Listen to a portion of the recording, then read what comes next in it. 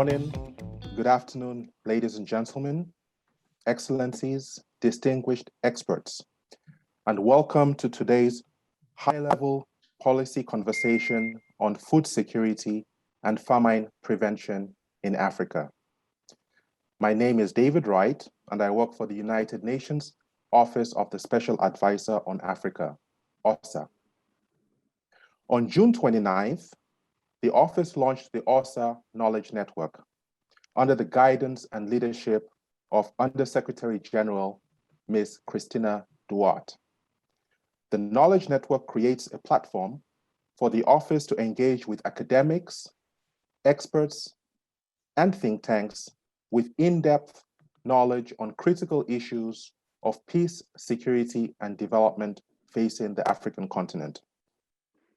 This win-win partnership between OSAA and the Knowledge Network of Experts seeks to bring visibility to their work at the UN global stage using OSAA's strategic positioning and networks with the African Union Commission and UN departments. The knowledge products will also be used by OSAA to help enhance our advocacy work on African priorities as articulated in Agenda 2063 and the 2030 Agenda for Sustainable Development. The OSAA Knowledge Network is structured based on the strategic agenda of the office, which comprises of 6 clusters, namely, Cluster 1, Financing for Development, Cluster 2, Addressing the Drivers of Conflict for Sustainable Development, Cluster 3, Democracy, Resilience, and Human Capital. Cluster 4, Science, Technology, and Innovation, the Drivers for Recovering Better. Cluster 5, Industrialization, Demographic Dividend, and the African Continental Free Trade Area. And finally, Cluster 6, Towards a Sustainable Energy Future for Africa while mitigating the effects of climate change. For this high-level policy conversation, we will focus on Cluster 3 and address the need for resilience building in African countries from the perspective of social protection, particularly on the issue of food security and famine prevention in Africa.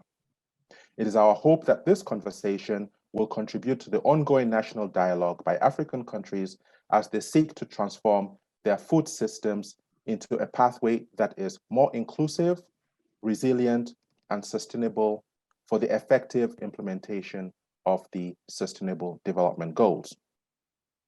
The discussions and recommendations from this policy conversation will also feed into the Food Systems Summit that the UN Secretary General will convene this September to address issues relating to access to safe and nutritious food, sustainable consumption patterns, nature-positive production, equitable livelihoods, and resilience, all with the aim to develop principles to guide governments looking to leverage their food systems to support the implementation of the SDGs. So without further ado, I will now introduce our moderator who will set the stage for this policy conversation and introduce our distinguished experts. Dr. Alex O. Awiti is a provost at Aga Khan University. Before assuming the role of vice provost, Dr. Awiti was the founding director of the East African Institute of Aga Khan University. He also served as interim dean for the Graduate School of Media and Communications between February 2019 and June 2020.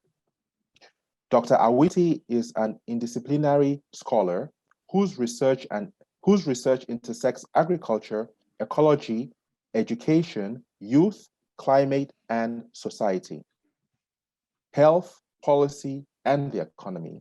He is a regular commentator on public policy issues on news networks in East Africa and international media such as CNBC, BBC, CGTN, Bloomberg News, and Al Jazeera TV. Prior to joining the Aga Khan University, Dr. Awiti was a postdoctoral fellow at the Earth Institute at Columbia University in the city of New York, Dr. Awiti was a scientist at the World Agroforestry Center in Nairobi for 9 years, where with colleagues he pioneered the application of infrared spectroscopy for diagnostic surveillance of soil quality at the farm and landscape scale. Dr. Awiti is an alumnus of the Commonwealth Study Conference Leaders Program, a global leadership program for exceptional leaders from the Commonwealth, run in partnership with the Duke of Edinburgh's Commonwealth Study Conference. He is also an adjunct professor in the Department of Geography and Environment at the University of the Fraser Valley in British Columbia, Canada. He sits on the board of International Development Research Center. Dr. Awiti is an associate professor and holds a PhD in ecosystems ecology. Over to you, sir.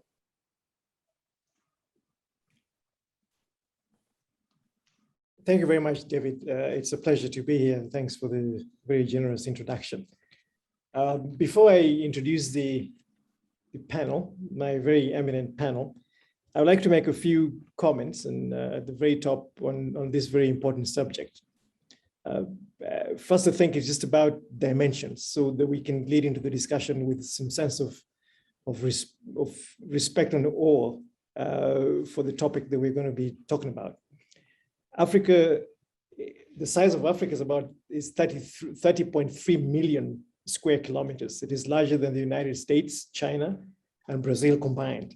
It is home to about 1.4 billion people, and it straddles 15 farming systems, dominated by arid, pastoral, maize and cereal systems.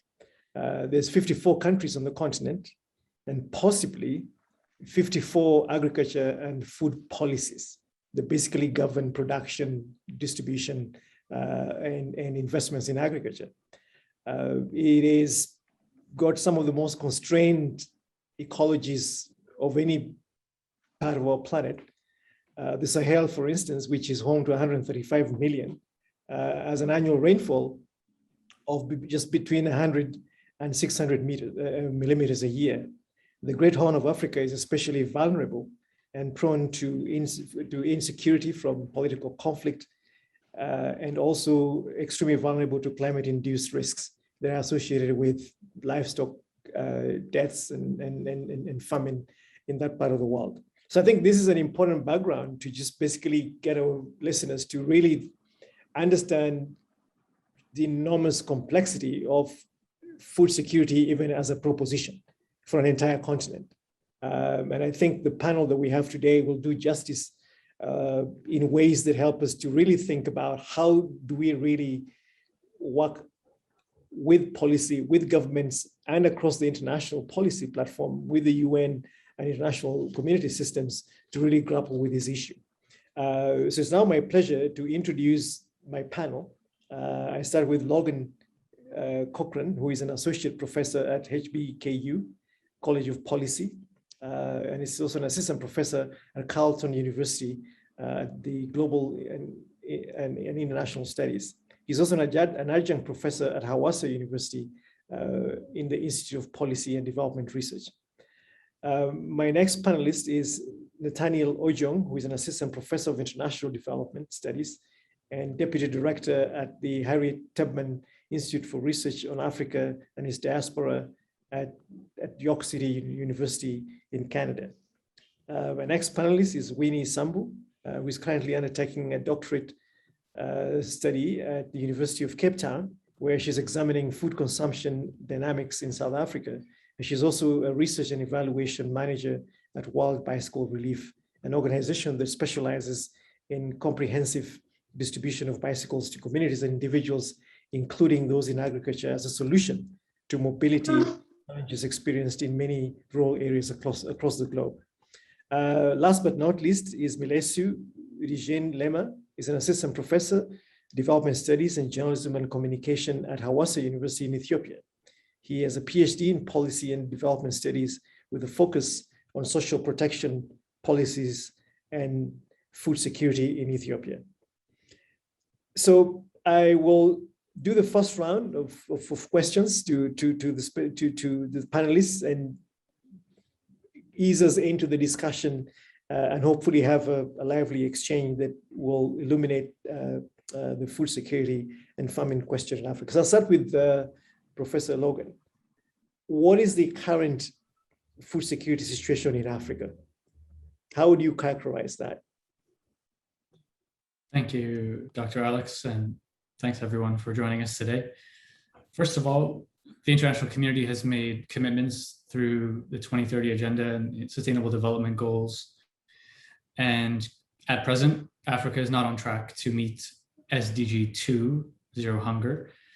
As Dr. Alex mentioned at the beginning, the continent has a population of approximately 1.4 billion people.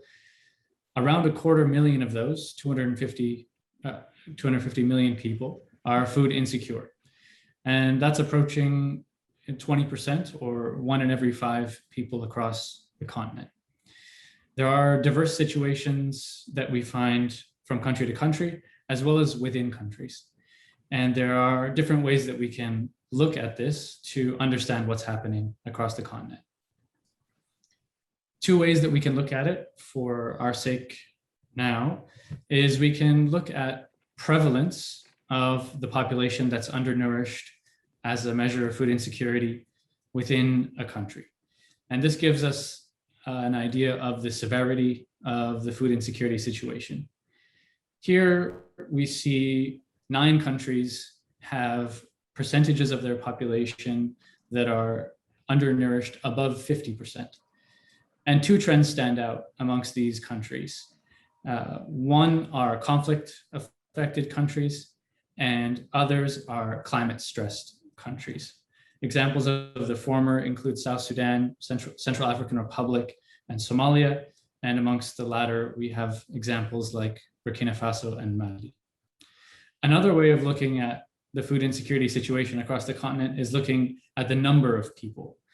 And here we are thinking more about demographics, meaning that countries that have much larger populations may have more people who are experiencing food insecurity. Here we see countries with very large populations like Nigeria, DR Congo, and Ethiopia having large numbers of people who are undernourished and food insecure. This is mostly reflective of their large populations, but also reflective of a very serious challenge that these countries face because so many people are food insecure. One challenge that stands out with food insecurity across the continent is data. There are a number of places where you can find information about food insecurity, and there are a number of different proxy measures we can use to assess food insecurity situations. However, there is no single database that we have that covers all countries in a standardized way. For example, we have data from the World Bank Data Bank.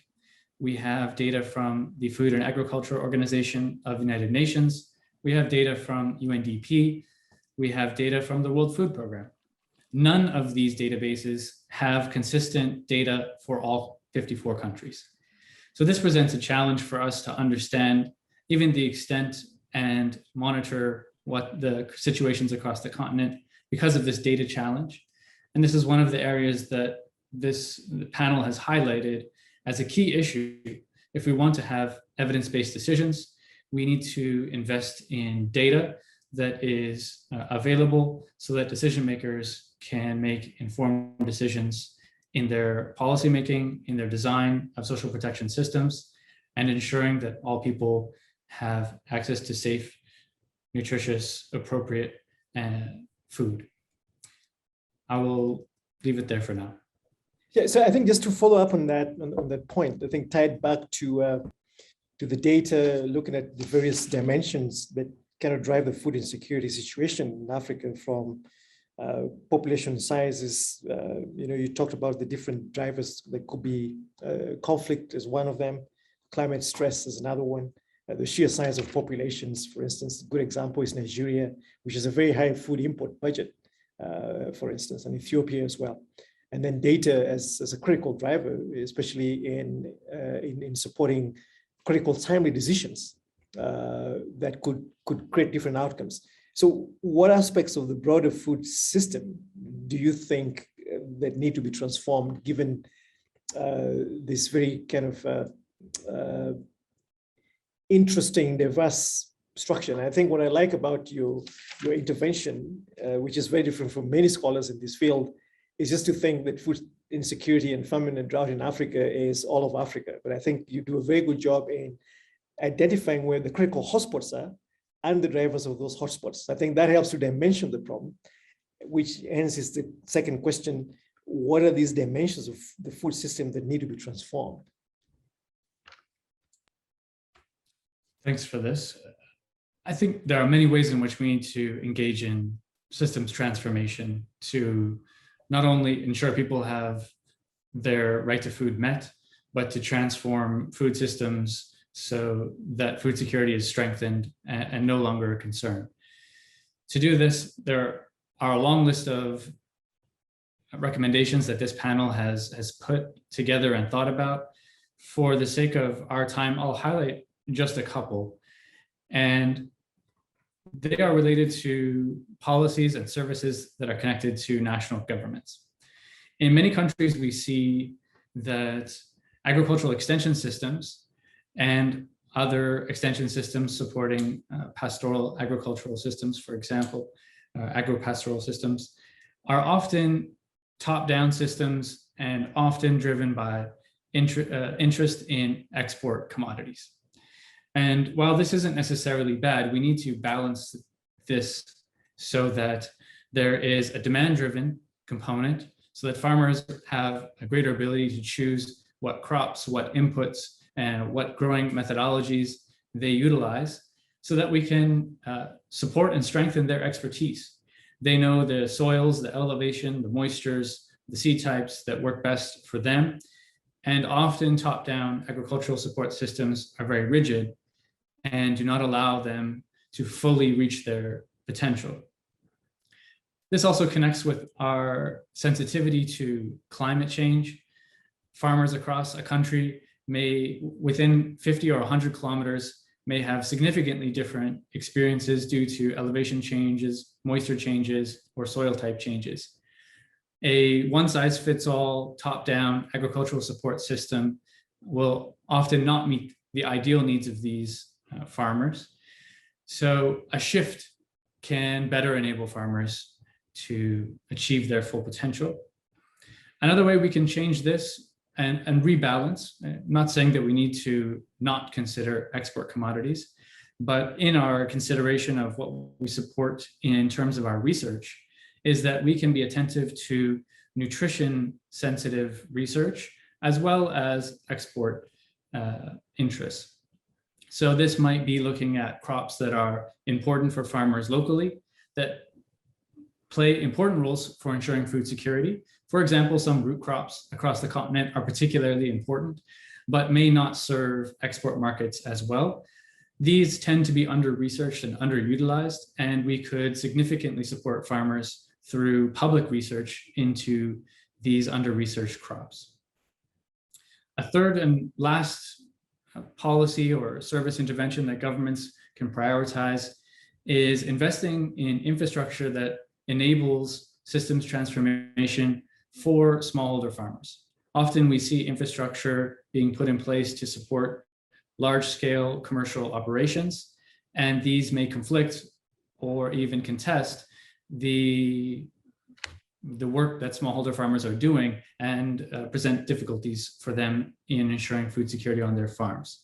So if we look at alternatives such as small and medium scale irrigation systems, access to markets through roads, access to energy to enable processing of these to add value to their commodities.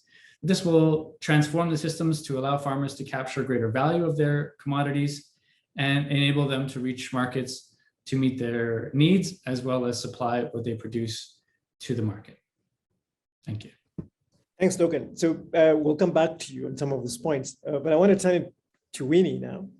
And Winnie, the question is, how has the COVID-19 pandemic affected food security and nutrition across Africa? And to add to that is, are there measures that government are taking which are credible that might mitigate these adverse effects? Thank you very much, Dr. Alex Averting. So COVID-19 is a continuing situation in Africa. We know that the number of cases have been rising, particularly this year, and governments continue to deal with the health, the direct effects in terms of the caseload amongst the African population. So in terms of the impact of the pandemic, in terms of the direct impact on health of people, we are looking at various individuals who've been affected, including across the food value chain in many countries in Africa. But we are only, the impacts are reported to be diverse and negative and adverse for many African countries, but we don't yet understand the full scale of the impact of the pandemic. And this ties into the point that Logan raised about data challenges. So in terms of looking at, for example, in hunger and even nutritional outcomes in 2020 and 2021, which are the years that have been affected by COVID, we don't yet understand the full scale. We know that hunger has risen, and we know that nutritional status are reported to have declined in some of our African countries, but we'll only understand the full scale of this as we get data. But just to briefly highlight some of the main impacts that have been notable across the continent, and I'll look at them in three ways. So looking at impacts on production, and then looking at the economic impact of COVID on the food security system, but also looking at impacts on consumption. So some of the main policy response measures that government initiated in an attempt to curb the rise of infection rates was to initiate lockdown measures, curfews, and restrictions in movements of people. And this had implications, particularly in the agricultural and food security and food system, in the sense that it resulted in restriction of farm workers, for example, and also all the players across the food value chain. And this had an impact as well in terms of food production, as well as supply of food and distribution in both rural areas and in urban areas. So this was some of the main and immediate impacts of the pandemic, particularly at the beginning of the pandemic in Africa. The other important thing to note in relation to food supply and availability is that Africa is a net importer of food, and particularly when we look at some staples such as wheat and rice. And so the lockdown measures implemented across the world had an initial impact on food importation in the continent. In terms of the economic impact of COVID, I think this is something that has been highlighted in various forums, including in news channels across the world. But some of the immediate impacts have included the income reduction as well as loss of jobs, including in the agricultural sector, which is a significant contributor to employment and to economic and to the GDP of many African countries. So we've seen those losses in employment, which has in turn translated to reduced income. And this has implications on the quantity and the quality of diets that people can afford. And especially in a context where we've also seen food prices, even of staples, going up. So both these factors, high food prices and reduced income, have contributed to a lower purchasing power for a lot of households in Africa, which has an impact on the kind of diet that households are consuming. In terms of how governments have responded to this, some of the most popular policy responses to cushion people against the impact of the COVID preventive measures have included short-term cash transfers that were initiated by governments across various countries in Africa. However, these cash transfers have been short-term and also very targeted, and so not really been able to reach the vast majority of people who felt the vast effects of the pandemic.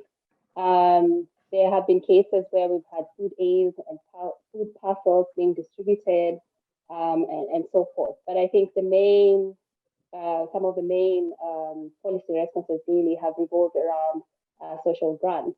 I think we have to recognize the fact that in terms of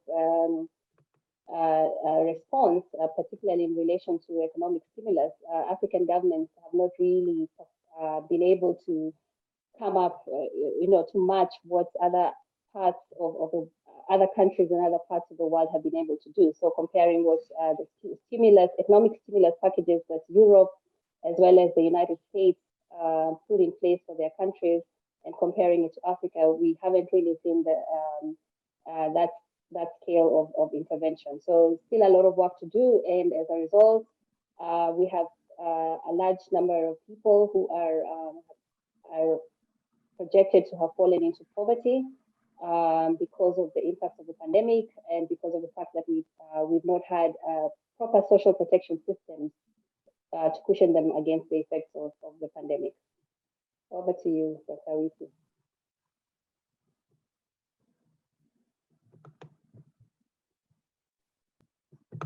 Sorry, I was on mute. I'm saying just a quick follow-up to that conversation. I think you've talked a lot about the COVID pandemic and its impact on production, especially how it affected labor supplies and access to inputs and markets, etc. What I really want to focus the next question on is how do you then deal with nutritional outcomes that are obviously adverse? You talked about cash transfers, but the question is, what would farmers buy? What would households buy in an environment of limited food supplies? And obviously, nutrition becomes a critical issue. So it's not just hunger, but it's just nutrition as well. So how would we kind of navigate this nutrition question amidst a pandemic? Thank you very much, Dr. Witi. Yes, and you're correct. Even prior to the pandemic, we had very high levels of food insecurity and hunger. And we also had a high prevalence of malnutrition. So looking at indicators such as stunting, wasting, and underweight. We had seen declines in stunting, for example, over time. And generally, things were looking very positive for Africa, but we anticipate that the pandemic has really set us far back behind. As I said previously, we're waiting for data to assess the full impacts of the pandemic on nutrition and nutritional status. But in terms of thinking ahead about how to improve nutritional outcomes in Africa,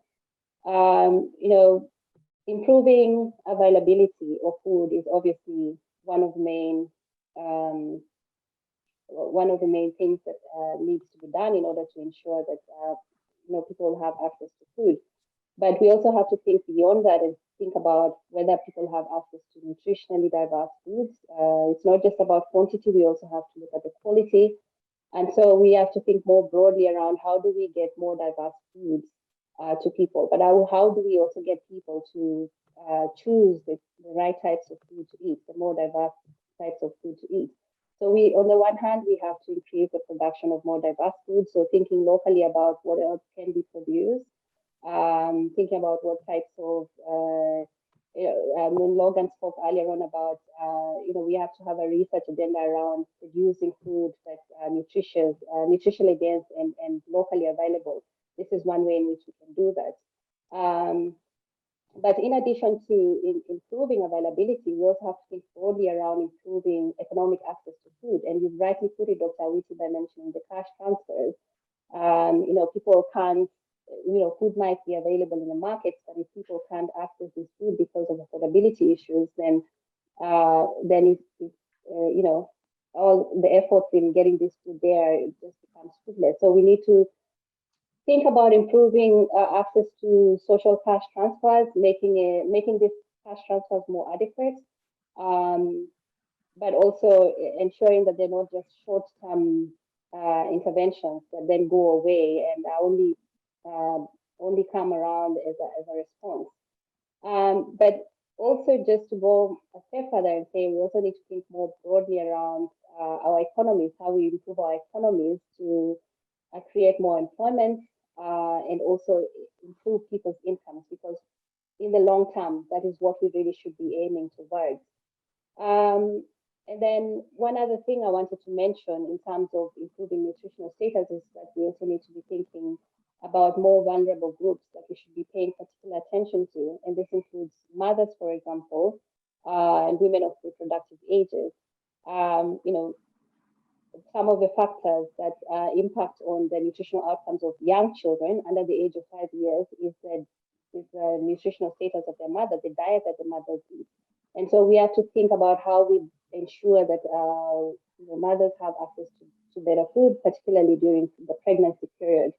Another thing is that once children are born, we also need to find ways, interventions to support mothers to exclusively breastfeed their children, at least for the first 6 months of life. And this is an intervention that has been shown to have significant positive effects on children and on their nutritional status. So that is definitely another important intervention that we can put into place. Thinking beyond the early years of a child's life, we also need to consider the fact that in Africa, besides dealing with stunting, underweight, and undernutrition, we also have high levels of micronutrient deficiencies. So vitamin A deficiency, iron deficiencies, they continue to affect a large proportion of children. And so we need micronutrient supplementation to ensure that we prevent these deficiencies from occurring. One other thing that I wanted to add to all this is to say that while we are focused so much on undernutrition, one thing we shouldn't forget is the fact that we have the other aspects of malnutrition, which is overnutrition and obesity and overweight and other nutrition-related non-communicable diseases.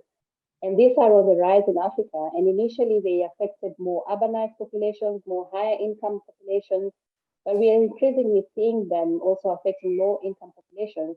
Again, this is related to the question of the cost of food and what people have access to. So people tend to now go for energy-dense foods that are filling and can last long, compared to nutrient-dense foods, partly because of the affordability question. So we need to put in measures to ensure that while we are dealing with undernutrition, we are also not losing sight of the fact that we have to deal with the other aspects of malnutrition. Thanks, Winnie. I think you create a good bridge to Nathaniel's intervention, which is, based on past experience, how effective are cash transfers in addressing food insecurity. I think Winnie has created an interesting kind of framing for that, and I would like to hear what your perspectives are. Thank you, Dr. Whitty. Yes, Winnie really highlighted the importance of cash transfers. So I think to do justice to our discussion, it is necessary for I to really briefly provide the historical context, because again, regarding the emergence of social assistance in Africa, because again, this is very important. So the historical context indicates that social assistance is both old and new. So old in the sense that social assistance existed in the colonial times and continued post-independence, and new in the sense that most of these cash transfer programs actually were launched in the 2000s. So in Africa, the concept of social assistance can be traced back to the 1920s. And at that time, it was designed as a non-contributory social pension. And this was really prevalent in Southern Africa. For example, in South Africa, we do know that there was a non-contributory social pension, which was instituted in 1928 in order to lift poor whites out of poverty and re-establish a clear racial hierarchy. And it was only in 1944 that the program was extended to the non-white population, but offered much lower levels of benefit. And a similar trajectory was actually observed in other settler colonies in Southern Africa, for example, in Zimbabwe, where a non-contributory social pension program was also introduced in the 1930s, and a similar program was also introduced in Namibia in the 1940s, and more precisely in 1949. And again, we observed that beyond these two examples, we had other examples, for example, in Namibia, in Botswana, but I will highlight just these two. And also, beyond social pensions, some African countries also introduced cash transfer programs targeting vulnerable segments of the population. For example, South Africa and Namibia have comprehensive national systems for cash transfers to households with vulnerable children, including destitute orphans as well, and destitute families. And again, these programs were introduced in the 1960s and 1970s. And in the more precisely in 1990, the government of Mozambique also introduced a cash transfer program to deal with issues related to poverty in the urban areas, and it really targeted destitute households. So the reason why I point out this is that because when we talk about cash transfers, at times we'll fail to trace the origin, and we fail to see why we have a rise. And the rise in cash transfer programs in Africa, again, has been labeled as a quiet revolution. At present, there are about 46 government-led cash transfer programs on the continent. And why do we see a rise in cash transfer programs? Again, as Winnie rightly pointed out, you could have food, but again, if you do not have the purchasing power, you won't actually have access to that. Of course, we do know that it is complex than that. But again, because the evidence shows that countries where cash transfer programs have been implemented, we have also experienced a reduction in famine. And so in addition to dealing with the problem of poverty, tackling poverty, cash transfer programs also have been effective in addressing the problem of food insecurity. And studies have conducted in Southern Africa and those in others in East Africa, West Africa, are conclusive that these programs are essential and will continue to play a role in tackling food insecurity. More specifically, I'll end there for now. Yeah. So more specifically, I guess maybe it could be, I think the past experience kind of more historical trajectory, but in kind of the immediate recent past, do we have any evidence of effective cash transfers on the continent? Yes, we do. Again, examples, studies we conducted, especially in times of humanitarian issues, countries going through famine or natural disasters. Such interventions have been very effective. We have examples, for example, in Malawi, we have examples in Lesotho, and these are just a couple of examples where such interventions were very, very effective.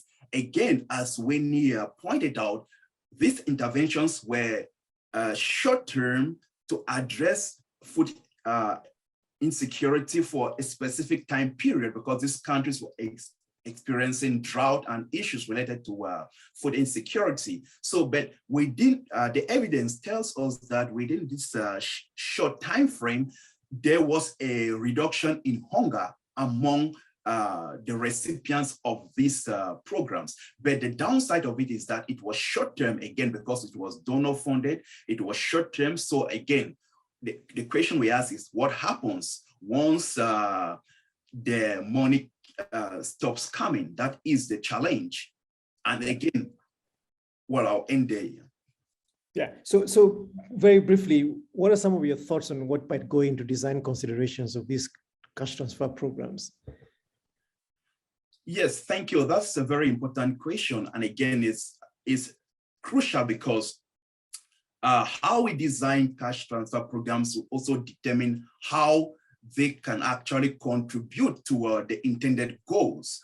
And I will highlight a few issues. Generally, when cash transfers are designed, often there is a tendency to replicate what works in other contexts, in other countries. So again, with the cash transfer literature, we do know that there is most of the programs in Africa do have a Latin American root. In other words, the countries were drawing from examples in Brazil, which was a model and an inspiration. And so again, these programs at times were not failed to take into consideration the context. I'll give a basic example, because even within countries, you have variations, for example, in terms of market prices. So food prices in the urban areas are quite different from the peri-urban areas and rural areas. And often these programs fail to capture this diversity in terms of food prices. So we can't treat people in different geographical regions as the same. Also, that has to be factored in. And the second factor, which is also crucial in terms of design, has to do with, if we say that we don't want no one to be left behind, then we also have to go beyond targeting households with children and women to targeting other segments of the population. For example, we often exclude single men, but again, if we exclude these people, then we are also excluding a significant percentage of the population that actually needs cash transfer. So what I'm saying is that we should also include some of the segments of the population which so far have been excluded, because when you exclude young men, some of these young men have inherited structural unemployment from their parents. So these are some of the issues we also have to tackle. And in terms of design as well, there is a need for looking at more innovative ways of delivering the cash transfers. So again, it is not a one size fits all. You also have to take into consideration the context we are operating in. For example, there was a cash transfer program which was carried out in Malawi, and there they use mobile banking. But again, it doesn't necessarily mean that because mobile banking worked well in Malawi, it would necessarily work well in other parts of the country or in other countries. So more recently, with the growth of mobile technology and mobile phones, it's very important then to make use of mobile money, so people could actually have access to cash transfers through mobile money. So I'm actually advocating for mobile cash transfers. The last point I would note here is that of consistency. Again, my colleagues here, Professor Logan and Lema, and Professor Lema have actually wrote a recent piece where they showed that a delay in cash transfer actually has negative consequences. So in order for us to prevent these negative consequences, there should be a degree of consistency in terms of when these cash transfers are delivered to the targeted population. I'll end there for now. Thank you very much. Thank you very much, Nathaniel. So Milensu, over to you now. I think the exploration is around, from an African experience, how effective have safety nets been in curbing famine? I think this is a related conversation to the cash transfer in some ways. Thank you very much, Dr. Awiti, and I'm really thankful to my colleagues also who actually, discussed some of the issues and led me into the issue you raised. This is a very good question. I think how effective this social cash transfers and social safety nets in Africa should be measured from how Africa was, as my colleague already outlined, like in the 90s, the 80s, Africa was led by the relief approach regime, as you might notice. Then we have, starting from the turn of the millennium, with this social transfer approach, the social cash transfer approach. And that one actually contributed in terms of averting the recurrence of famine in Africa, instead of actually curbing it. And we can say the contribution of social safety nets in terms of averting famine is so because of several factors, which were actually outlined by my colleague Nathaniel. But I can say that social cash transfers contributed a lot in terms of delaying the recurrence of famine in different contexts. I can outline 3 examples for that. One will be actually Ethiopia, which I have a little bit of research experience. That is, after the introduction of the social safety net, that is called the Production Safety Net Program, in 2005 in Ethiopia, for example, Ethiopia has not seen no great famine as it used to be in the 80s, the 50s, the 60s, and the 70s. If you see Ethiopia, for example, from the 50s onwards until the 90s, we had at least one famine in a decade. And this was amidst of a very heavy aid dissemination within the country, which was actually led by the relief theory, the relief regime, which is ad hoc and costly.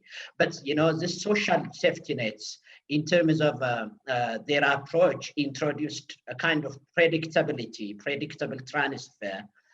And they helped to minimize at least chronic food insecurity and to avert, the recurrence of famine in the country. I can have another example from Kenya. This is a similar case with the Kenyan hunger safety net, which actually is led by targeting theory, which was already pointed out earlier, having at least 4 regions into coverage. And this helped actually the same, from hunger, protecting people and households from hunger and famine. But the problem with this example, again, with like that of the Ethiopian safety net, is again being led by targeting theory because of a resource limitation and because of several factors that you can mention. And this targeting theory also limited the contributions of social safety nets, because research indicated that, for example, Malawi, which was earlier pointed out by Nathan, is a case in point where targeting theory is actually undermining the benefits of the safety nets investment within that country. Because, in terms of safety net, as Professor Logan already pointed out at the outset, when you don't have a reliable database and poverty profile within those countries to identify who should get actually the right transfer, then that means that the safety nets will be actually consigned to somewhere else they were not intended to be. And this again might raise another question, the question of the right-based approach to social safety nets, about their effectiveness. That you can say we are not effective because resources are limited. We are not effective because we are being led by targeting theory, and most of the safety nets are actually, as pointed out by Winnie, are short-term, and they're modest actually in terms of the amount of transfer they are making. The Malawian case, by the way, is interesting because it has another component, which is agricultural subsidy into it. And the agricultural subsidy, when aligned with the social safety net scheme that we are discussing, it is really helpful because it helps farmers actually to have agricultural inputs and to go beyond this short-term issue to another season, and actually connecting the contributions of safety nets from social assistance to that of the production system. So, safety nets, we can say in Africa, are somehow effective, but their contribution is limited by several factors. And very quickly, if you allow me, Dr. Awiti, I will outline some of the points that limited the contributions of safety nets in Africa. The first, as I said, is the targeting theory they are subscribed to. And the second one is implementation issues and institutional capacity. For example, we have cases in point in different countries, including Rwanda, Malawi, and especially Ethiopia, where implementation issues are undermining because the contribution of safety nets, because of delayed transfers, which actually were mentioned by my colleague Nathanael earlier. So, in order to maximize the potential of social safety nets, I think we should build the capacity of the institutions that are actually delivering the services, and governments and different donors, which are convening together in different parts of Africa, actually, at the moment, should actually put hands in order to build strong capacity, strong institutions in the delivery of safety nets. So in this way, I think we can avoid the cost which is related to delayed transfer. I'm saying the cost because, clients of social safety nets, for example, in Ethiopia, are, resorting to unconventional kind of loan arrangement when safety nets are delayed. Therefore, this loan actually will push beneficiaries into unnecessary debt and undermine the potential of safety nets had they arrived on time in order to contribute to the food security of the household. Another issue is the modesty of the transfer that I should actually highlight. Social safety nets in most of Africa, in majority of the countries, the payment they are giving, the cash transfer amount they are giving is very modest. Therefore, in order to actually harness their potential, we should actually, so far as resources are allowing us to, if we have to actually meet the targets of the SDGs, we have to increase to some extent the amount of transfer we are paying for beneficiaries. And the other, we are learning actually, research is indicating that in Africa, in some parts of Africa, some safety nets were introducing negative things to the market, especially when it is in-kind transfer, like in-food safety nets, in terms of in cash, for example. Especially this will be problematic if you are not buying the food from the local market. That is actually taking you back to, the relief approach where, Africa was receiving a lot of aid from elsewhere. So, if we are actually making the right kind of transfer, that is cash, it will also introduce what is called the indirect benefit to the economy.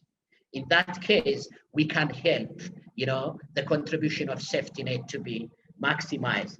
And last but not least, I can say we have to, move from growth-oriented, resource-scarce kind of approach to rights-based approach if we want to maximize on the potential of safety nets in averting famine. Back to you, Dr. Awiti.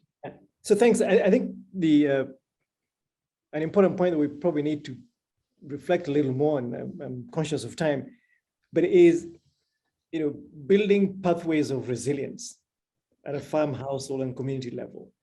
And I just want to get a sense of your thoughts on how would you invest safety net resources to to actually create durable resilience. Because I think what we need to understand, given some of the background that I provided, that, you know, famine and catastrophic declines in food production will not go away. The important thing is timely intervention if there's going to be some short bursts of support, and also to keep a floor below which farmers will not fall, or households. And that's the essential construct of a safety net program, which basically creates that resilience, the ability of the households to mobilize assets that help them to build back to the pre-disaster, pre-catastrophe point. So I just want to get a sense of your thoughts on how would we target safety nets in ways that help to build resilience and move us away from what you rightly call this kind of relief regime, where you show up with very small amounts of relief, even if they're cash transfers, that actually even completely undermine the capacity of those families to bounce back. Thank you very much. A very great question, Dr. Awiti. I think the point here is that, you know, if we are really, you know, determined to meet the SDGs, which are very ambitious in terms of, you know, meeting, at least taking Africa into account, you know, as you said, we have to move on to the productive approach where, you know, we have to have more production, from safety nets to production approach. Well, we have, you know, a little bit of examples, not much, unfortunately. For example, the Malawian agricultural subsidy, which has actually some limitations in terms of targeting, was appreciated in terms of its contribution to agricultural production. You know, the problem with this, you know, food insecure households is that the severity sometimes affects them to the extent that they consume the seed from the next season. Therefore, you know, this is really affecting your agricultural production. In that way, you know, the safety nets by themselves are contributing, you know, something meaningful.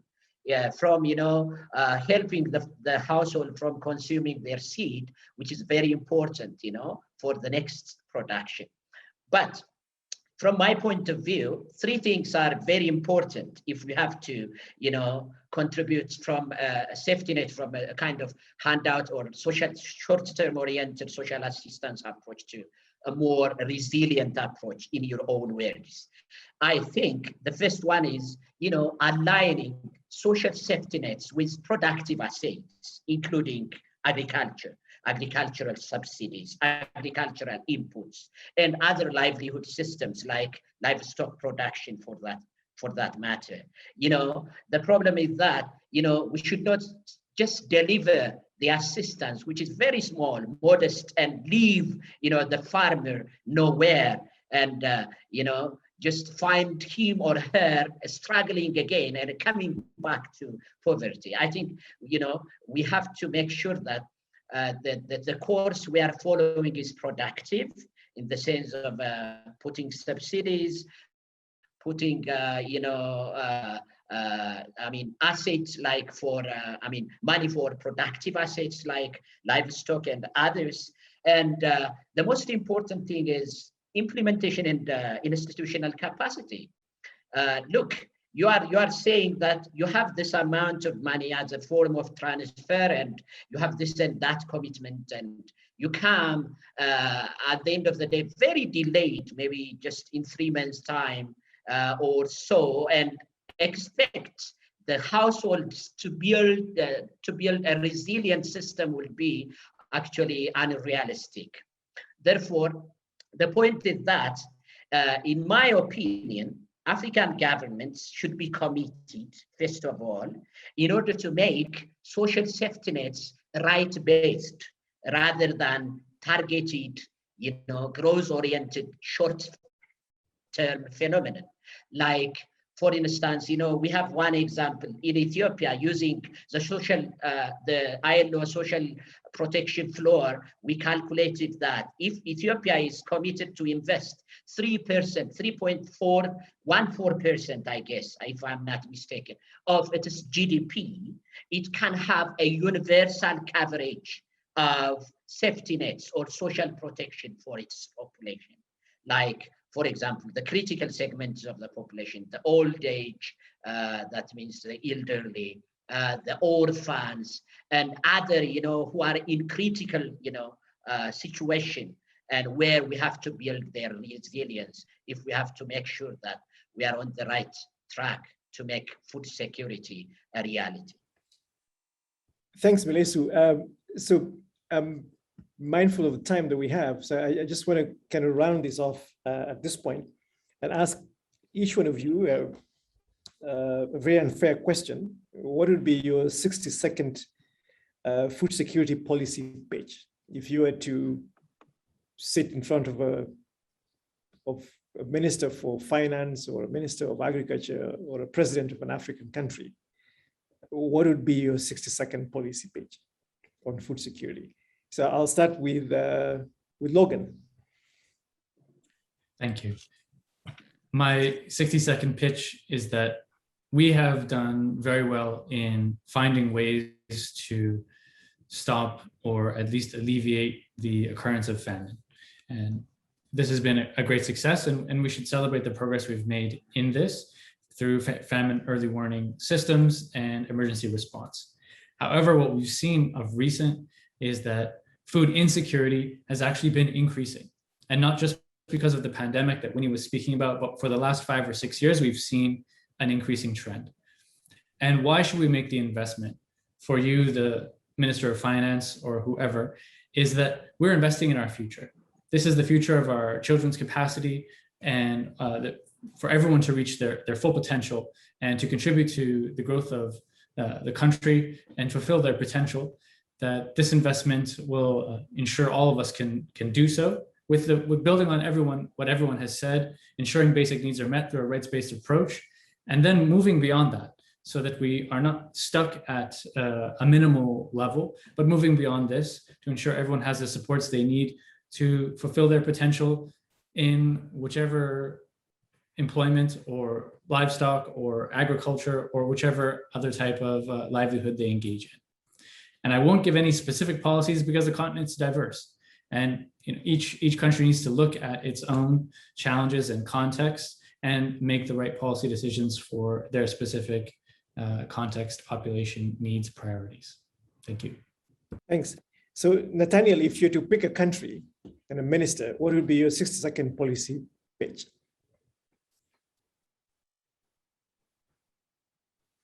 I think you're on mute. Yes.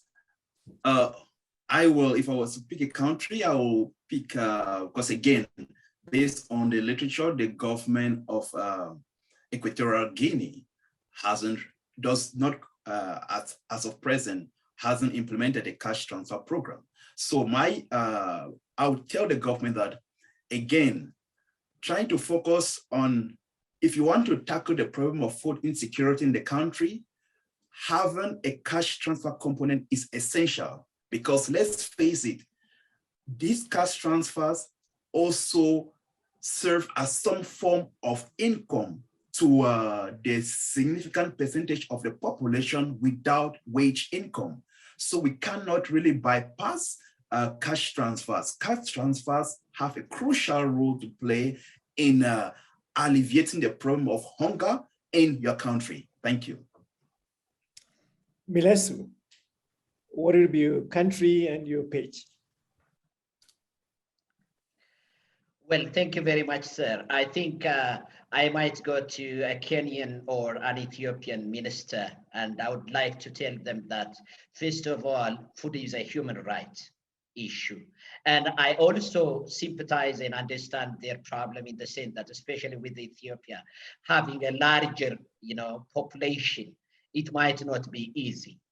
But as we suggested earlier, it would be possible in order to actually make social protection a universal phenomenon.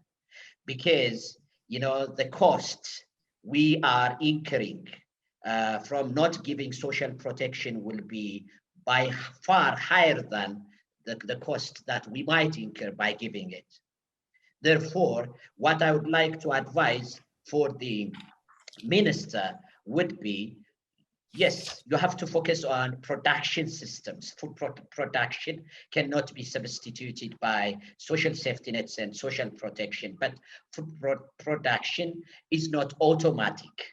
And in order to have a trickle-down effect, you need to have a social protection system, which actually can build the resilience of the society and the economy, not to fall back to food insecurity and other problems. Therefore, what I would like to advise the minister would be making social protection a universal reality. Thank you. Thank you very much. Winnie, you have the last word on this one. Your policy pitch and your country. So thank you very much, Dr. Awisi. I'm tempted to say that Logan, Nathaniel, and Liswe have sort of covered exactly what I wanted to say.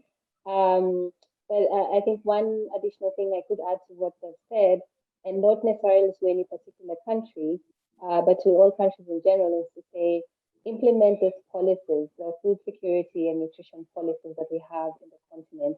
I think, at the beginning of this session, Dr. Awisi, you mentioned that potentially every African country, every of the 54 African countries have a food security policy somewhere.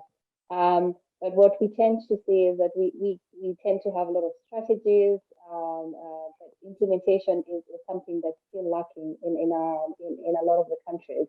But in relation to this as well, is that we have to stop seeing nutrition as an agriculture issue. We have to recognize that it is a multifactorial issue. It affects agriculture, the departments of agriculture, ministries of agriculture. It affects the ministries of health in terms of looking at nutritional outcomes. It affects social development and labor when we start to talk about social protection. So we have to bring, put food security at the heart of all these ministries, and government ministries should actually work together to see how best they can provide this essential package of services that encompasses diverse food from a production perspective, but also from an availability perspective, and also think about how to improve incomes of people. So from ministries of finance to the Ministry of Social Development working together on social protection issues, as well as looking at health. How can health come in to ensure access to healthcare and micronutrient supplementation for young children, and bring in water and sanitation and well to ensure that we've got proper water and sanitation infrastructure that farmers can use and households can also benefit from to prevent diseases, but then also worsen nutritional outcomes. So I would say work together as government ministries. Thank you. Thank you very much. I think as a moderator, being part of a discussion such as this makes it extremely difficult to even attempt to summarize the wishes of the discussion.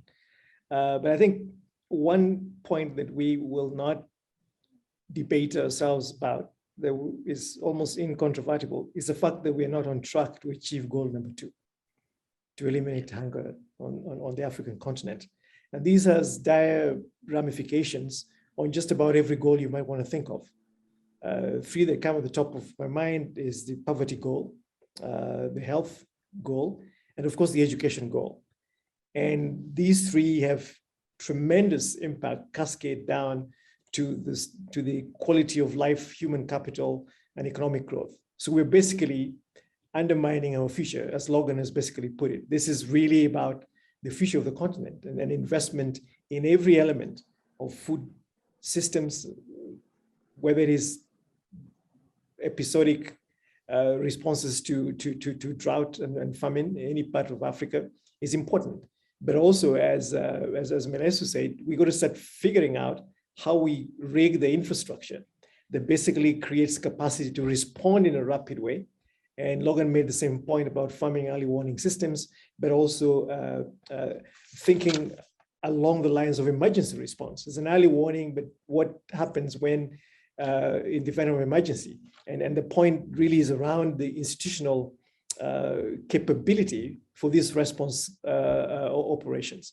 And a point was made in terms of targeting these responses and the implementation capacity of government. This is real government capacity. And we saw this in 2011 when governments were just falling apart. In many ways, delayed transfers, basically help came too late, too little. And again, the quantum of those payments becomes an issue. But the centrality of cash transfers is not to be debated. The question is, how do you deploy this?